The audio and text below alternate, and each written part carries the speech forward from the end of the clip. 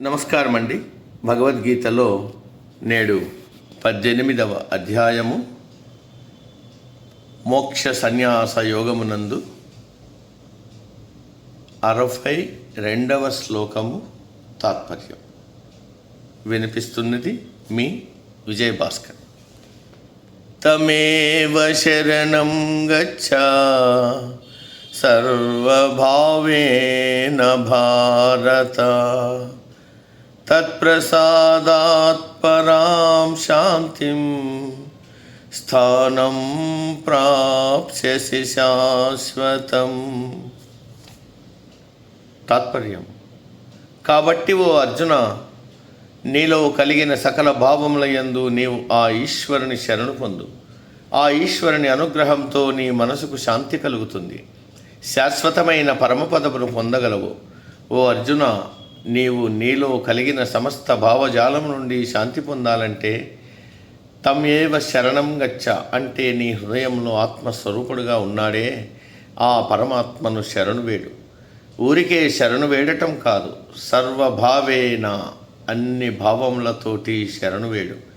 సంపూర్ణమైన నిర్మలమైన మనస్సుతో అహంకారమును వదిలిపెట్టి శరణు వేడాలి. అంతేకాని స్వామి నన్ను రక్షించు అని దండం పెట్టడం కాదు. పై దండాలు సగం మనస్సుతో ధ్యానించడం కుదరదు. సంపూర్ణ శరణాగతి కావాలి. ఇతర చింతలు మనసులో నుండి తీసివేసి పరమాత్మనే మనసులో నిలుపుకోవాలి.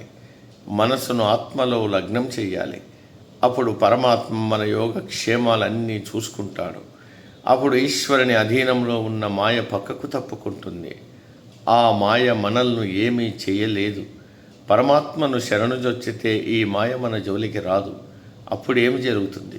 ఆ పరమాత్మ అనుగ్రహం కలిగితే, ఆయనను శరణుజొచ్చితే, ఆయన ఆశ్రయంలో ఉంటే మనకు కలిగేది పరమశాంతి, పరమసుఖము, తరువాత శాశ్వతమైన మోక్షము దక్కుతుంది. సంసార బంధనములన్నీ తొలగిపోతాయి. జనన మరణ చక్రము నుండి విముక్తి లభిస్తుంది. కాబట్టి హృదయపూర్వకంగా పరమాత్మ శరణుజొచ్చాలి. ఆయన శరణాగతి లభిస్తే ఈ మాయ మనల్ని ఏమీ చేయలేదు. ఆయన ఆశ్రయం మనకు లభిస్తుంది. సర్వోత్తమ శాంతి సుఖము లభిస్తాయి. అదే మోక్షము. అందుకే పరాం శాంతిం అని వాడారు.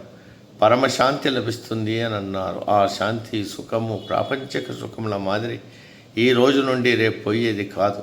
శాశ్వతం అంటే ఎప్పటికీ ఉంటుంది. కాలముతో దానికి సంబంధం లేదు.